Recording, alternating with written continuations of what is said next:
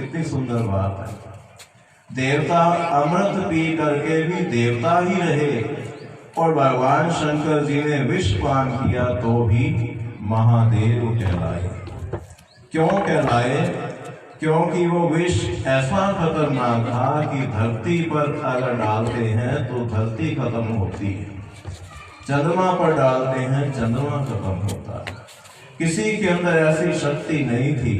तब भगवान विष्णु जी ने भोलेनाथ जी को प्रार्थना की, ये शक्ति आपके पास है। अब भगवान विष्णु जी के पास क्या कम शक्ति थी, लेकिन अपना एक दूसरे का मान बढ़ाने के लिए जब भगवान शंकर जी को आदेश हुआ तो उन्होंने वो विष का कलश पी करके संसार को बचाया। उस समय जय घोष हुआ कि हर हर महादेव की, बोलो हर हर महादेव की जय। तब से वो देवों के देव हर हर महादेव कहलाए। तो वो कह रहे हैं कि गिरजा संत समागम सम नहीं लाभ कछुआ।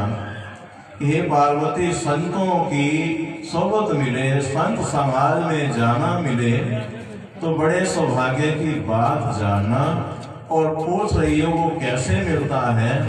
बिन हरि कृपा न हो वही गावही वेद पुराण। श्री हरि की कृपा के बगैर ये प्राप्त नहीं होता, ऐसा वेदों पुराणों ने गायन किया है। तो अब हम नहीं समझेंगे कि हमारे ऊपर भगवान की कृपा है।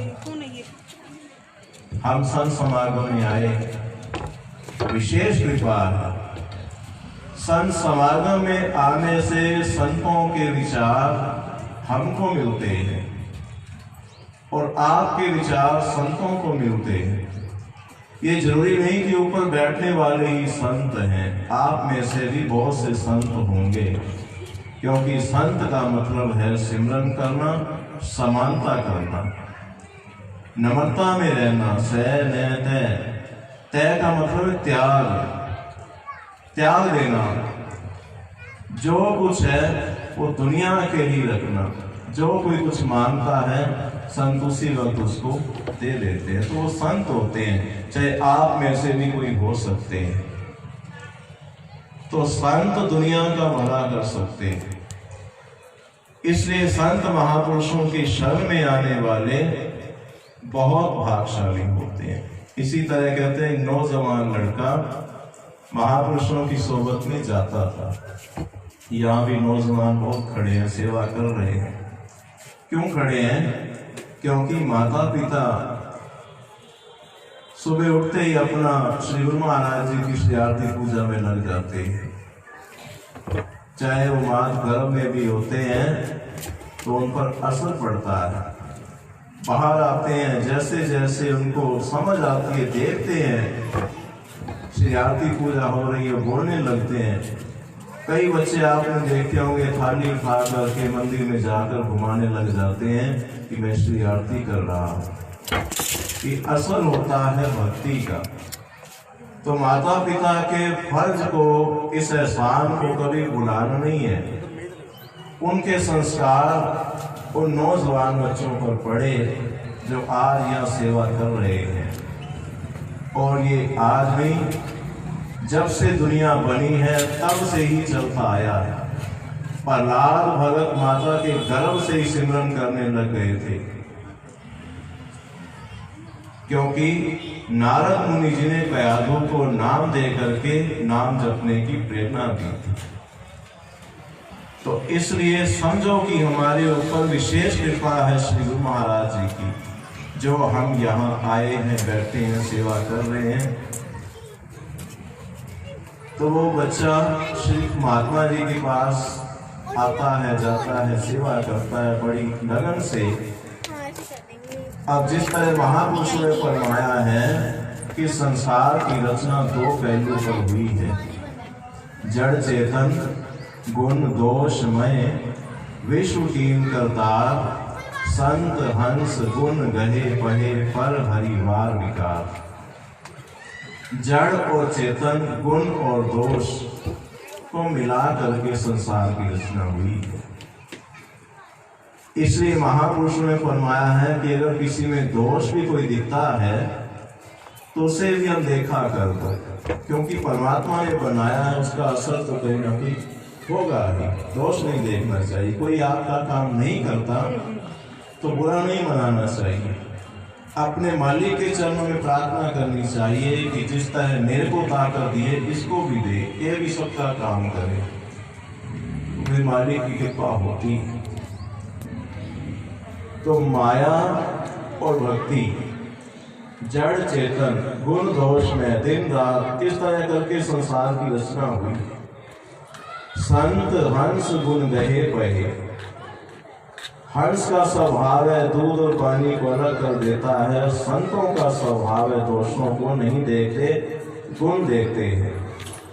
हमें श्री गुरु महाराज जी गुरुमुख के नाम से संबोधित करते हैं, हम कृपा करते हैं। कभी ना कभी तो उसके मन में आएगा कि मेरे को बार बार ही गुरुमुख कहते हैं, मैं तो मनमति नहीं छोड़ रहा। वो एक दिन गुरुमुख जरूर बनेगा। इसलिए संत स्वभाव जो है वो बड़ा प्यारा है। विकारों पर नहीं जाते, गुण देखते हैं और प्रेरणा देते हैं, भक्ति करो, मालिक से प्रेम करो। तो महापुरुषों की संगत में वो आता है। अब जैसे जैसे बड़ा होता है तो माता पिता को चिंता होती है कि इसकी शादी करनी है। शादी से पहले क्या करते हैं? सगाई करते हैं। उस बच्चे की हो गई सगाई। अब सगाई हुई तो कुछ दिन वो सत्संग में आया नहीं। कुछ दिनों के बाद आया तो पूछा कि बेटा आप इतने दिन आए नहीं। एक तो नहीं आया, उसको महसूस हो रहा है, दूसरा उसकी सगाई हो गई, थोड़ी शर्म भी महसूस कर रहा है, क्योंकि इतना फ्रेंकली नहीं था वो। आंखें झुका करके प्रार्थना करता है, महाराज जी मेरी सगाई हो गई, मैं मंगिया गया। तो महात्मा जी कहते तुम मंगिया नहीं हो, क्या हो गया? सदाना जी टंगे आ गया। अब तू टंगे आ गया, तेरी सगाई हो गई तो अब हमसे गया। तो उसने कहा महाराज जी ऐसा क्यों? वो परमात्मा समय आएगा बता देंगे। अब सगाई के बाद शादी हो गई, फिर कई दिन के बाद आया। फिर उससे पूछा कि तू इतने दिन नहीं आया, कहता मेरी शादी हो गई। तो फरमाते हैं कि अब तू माता पिता से भी गया। चुप हो जाता है, उसको महसूस होता है कि अब तो मैं कहना किसका मान रहा। थोड़े समय के बाद संतान होती है, फिर बुला भटका आता है, विनती करता है, तो फरमाते हैं कि अब तुम अपने आप से भी गया। अब वो बड़ा परेशान होता है कि मैं अपने आप से कैसे गया। समय बीतता जाता है। अब जैसे जैसे वो संसार में देखता है, वैसे वैसे वो दरबार में ज्यादा आना शुरू हो जाता है। इसलिए दुख भी बहुत अच्छा है, दुख को भी प्यारा ही समझो, क्योंकि बलिहारी व दुख की जो पल पल नाम जपाए। वो दुख अच्छा है जिसके आने से इंसान पल पल पल पल सिमरन करता है। इसलिए दुख को कभी बुरा ना कहें। जो परमात्मा ने संसार रचा है बहुत अच्छा है, क्योंकि ब्रह्मा जी की बुद्धि तो देखो, इस संसार में क्या कुछ नहीं रचा। अब यहाँ गुलदस्ते पड़े हैं, इसका एक एक पत्ता अलग है। अब जिसकी नकल की है उस पौधे को देखें, एक एक पत्ता अलग है। और तरह तरह के फूलों के फलों के पौधे हैं, सबके पत्ते अलग अलग हैं। अगर दो एक जैसे मिल भी जाएंगे तो खाने से या उनका निरीक्षण करने से कुछ ना कुछ फर्क जरूर आएगा। फूल हैं अलग अलग हैं, फल हैं अलग अलग हैं, एक से मिल भी जाएंगे तो मिठास में फर्क आएगा, फर्क जरूर है। हर एक इंसान के फिंगरप्रिंट अलग है। अंगूठा लगाते हैं ना, आजकल तो सारे बुजुर्ग भी हर महीने अंगूठा लगाने जाते हैं, पेंशन लेने जाते हैं। अंगूठा क्यों लगाते हैं? किसी मैच नहीं करता, अलग अलग है। तो ब्रह्मा जी ने जो संसार की उत्पत्ति की वो कितनी सुंदर है, अलग अलग अलग अलग, अकल अलग, शकल अलग, शकल मिल जाएगी तो अकल अलग, अकल मिल जाएगी तो शकल अलग, ये फर्क है। अब भगवान विष्णु जी देखो, सबको खुराक देते हैं। सैल पत्थर में जंतु पाया, जाका रिजक आगे कर धरिया।